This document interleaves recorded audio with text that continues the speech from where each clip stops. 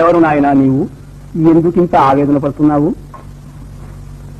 జీవిత పరమార్థం తెలుసుకోలేక ఆర్చిపడుతున్న అందం.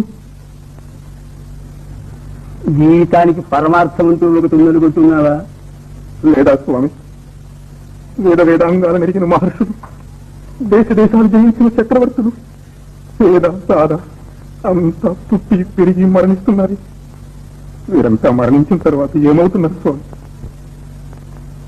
పిచ్చివాడా, లోకమంతా ఈ శరీరంతో జీవించి సుఖించాలని తాపత్రయపడుతుంటే మరణించిన తర్వాత ఏమవుతారనే విచారం నీకెందుకు?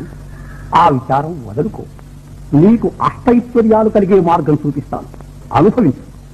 వద్దు స్వామి, అవన్నీ అనుభవించి క్షణికములని క్షుద్రములని తెలుసుకున్నాను.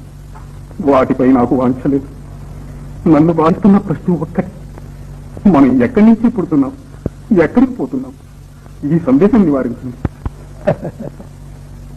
ఈ రహస్యం తెలుసుకోవటానికి దేవతలకే సాధ్యం కాలేది, మానవులకు సాధ్యమవుతుందా? మీ వంటి మహానుభావులే సాధ్యం కాదంటే మాకు దిక్కెవరు స్వామి? మేము ఈ దుఃఖభాజనమైన సంసారంలో కృషించి జనన మరణ ప్రవాహంలో కొట్టుకుపోవలసిందేనా? మానవుడికి తరుణోపాయం లేదా స్వామి? లేకే నాయనా, ఉంది. ఈ శరీరం విద్యలు రెండుతోనూ పుట్టింది. సంసార యాత్రకు మోక్షయాత్రకు ఇదే సాధనం. అవిద్యకే మోహితులమై కనిపించే ఈ జగత్తు సత్యము నిత్యము అనుకొని దుఃఖభాజనులమై సావు పుట్టుకలకు మరిసారిలో తిరుగుతున్నాం. ఇదంతా అనిత్యమని, ఈ నాటకానికంతటికీ కారణమైన మహాచైతన్యం వేరే ఉందని, అది నిత్యము సత్యమని తెలుసుకొని ఆ ఆత్మానుభవం పొందాలి. అదే జీవిత పరమార్థం. ఆ ఆత్మానుభవం నాకెట్లా కలుగుతుంది స్వామి? భక్తి మార్గంతో కొందరు, జ్ఞాన మార్గంతో కొందరు సాధించారు. కానీ జీవన్ముక్తికి రాజయోగమే సులభోపాయమని పెద్దల మతం. రాజయోగం నాకెవరు ఉపదేశిస్తారు స్వామి? ఆ సమయం వచ్చినప్పుడు పరమాత్మే సద్గురువుని వచ్చి ఉపదేశిస్తాడు. కారు చీకటిలో దారి తెలియక తికమక పడుతున్న నాకు వెలుగు వల్ల మీరు లభించారు. మీరే నా గురువులు, నా దైవం. ఆ యోగ రహస్యం నాకు పోది సత్యస్వరూపం చూపించండి.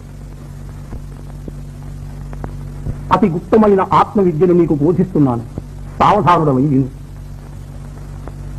రసాన్ని కట్టేస్తే కాని స్వర్ణం కానట్టు మనస్సును కట్టివేస్తే కాని సత్యము కనిపించదు. మనస్సే మన బంధానికి మోక్షానికి కారణం. మనస్సును స్వాధీనము చేసుకుంటే మనకు స్వాధీనము కానిదే లేదు. ఆ సాధనే యోగం అంటారు. సాంగ యోగాన్ని క్రమంగా సాధించి చిత్తవృత్తుల నడచి సమాధి స్థిరుడమైనప్పుడు నీ మనస్సుకు అనంత శక్తి కలుగుతుంది. అప్పుడు నీవు చేయలేని కార్యమే ఉండదు.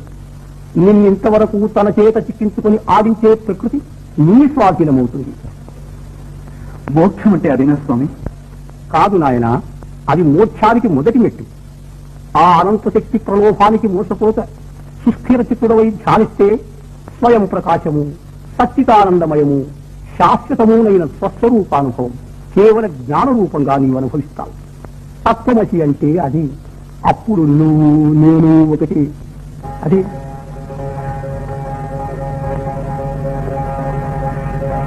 రాజయోగ సాధన చేసి అఖండ బ్రహ్మానందానుభవం పొందు.